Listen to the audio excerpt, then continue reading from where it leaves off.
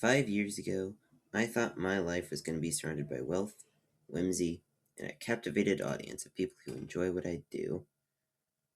Now it's just surrounded by math.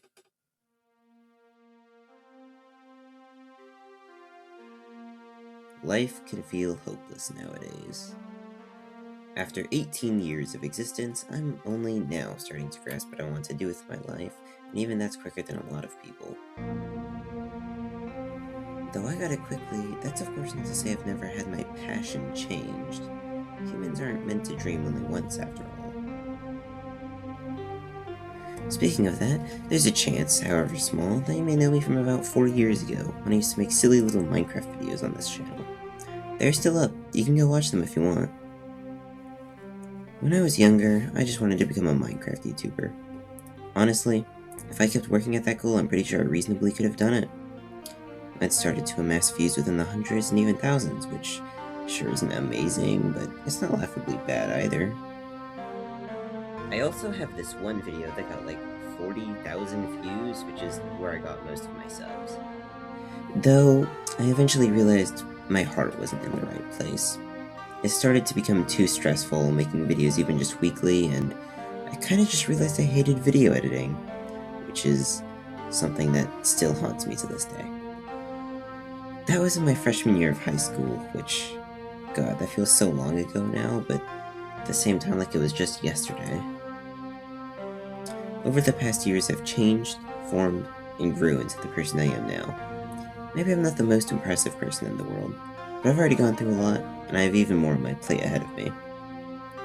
While just in high school, I've looked into acting, visual arts, music theory, and animation, but none of them have had nearly as profound of an impact on my life as game development. I've begun to work on this game since back in September 2025, and while I kind of wish I had a lot more done than I do, I'm still working thoroughly. To be honest, though, I do at times falter in my faith, as is human. Recently, after graduating high school, I felt empty. Completely, totally empty. Not exactly how society told me I would feel, but how I felt, nonetheless.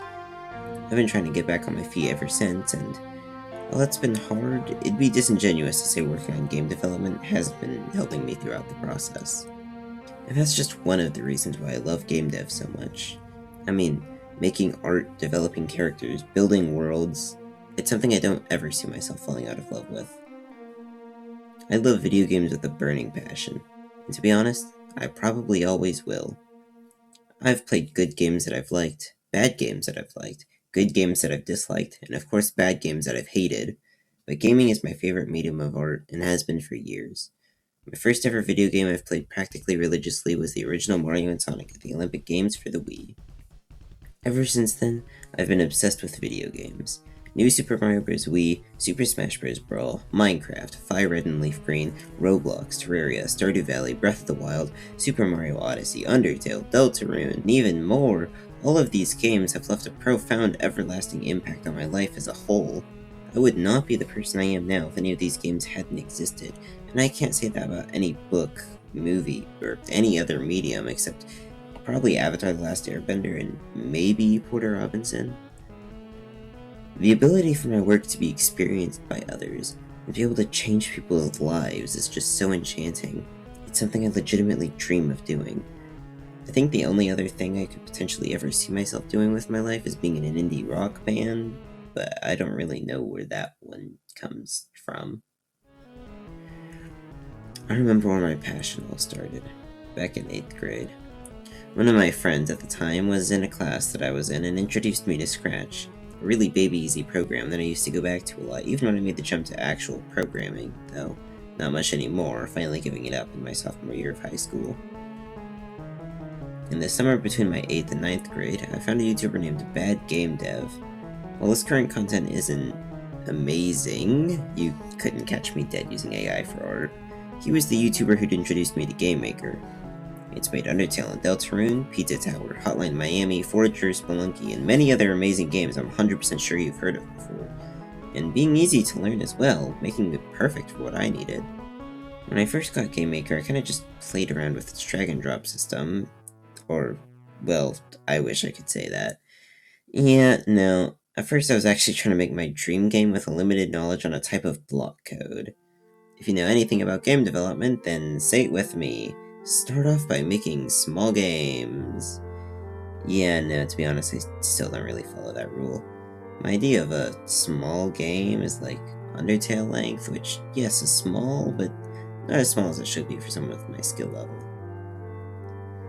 Well, at least that wasn't until. I'll save that for another video. Anyways, getting back on track, I still kind of had no idea what I was doing with GameMaker. I remember struggling to use the alarm block when now the written version of it comes like second nature. In fact, I remember getting really hung up over the fact that there was no wait X seconds block in GML, as if it made the program like practically useless or something. Eventually, after cycling through ideas and making, but not finishing, a few games, I'd started to become fairly proficient at using drag and drop. The biggest game I'd made up to that point being a roguelite where you play as a slime, but like, wait, that's a thing already? Well, mine is gonna be slightly different. Well, yeah, I'm still planning on getting back to that at some point anyway, so I'll probably rewrite the whole plot to make it better. Anyways, the roguelike wasn't particularly fun, and I was starting to have a hard time working on some of the technical sides of drag and drop. The point being, I needed to start learning some actual code instead of just playing around with some blocks. I decided to start a project to test out my ability to do regular code. I started testing random things here and there, until suddenly I started making out lore for everything I'd been making. Everything felt like it was all just. Everything felt like it all just clicked into place, like it was meant to be. Soon I'd had a whole story and premise outlined, with the main character, Alyssa, getting herself a whole arc to portray herself and who she is as a person. When I started making this game, I'd finally begun to learn true, genuine code. Well, to be honest, I'm barely even actually coding, and more of just putting a bunch of variables and if statements together Toby Fox style, but hey, at least that's something.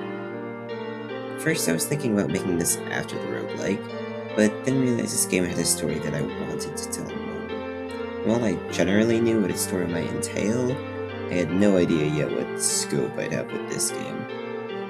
But I've learned enough about pure, genuine storytelling, character development, and creation as a whole that I'm not only fully confident in it as a game, but as a complete and honest-to-God art. And if it's not perfect, so be it. I have a whole life ahead of me, one where I can work on my passion, hone my skills, and become the best version of myself as I change, form, and grow into the idols that I admire. Because at the end of the day, this is what I want to do with my life.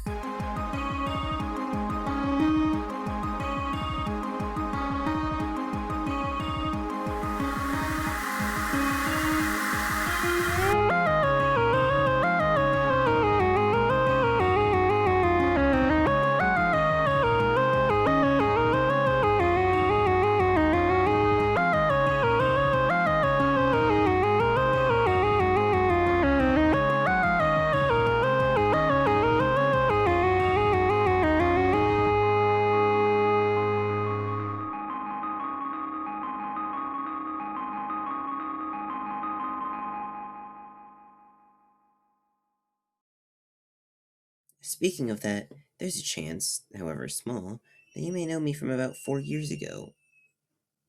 What is that?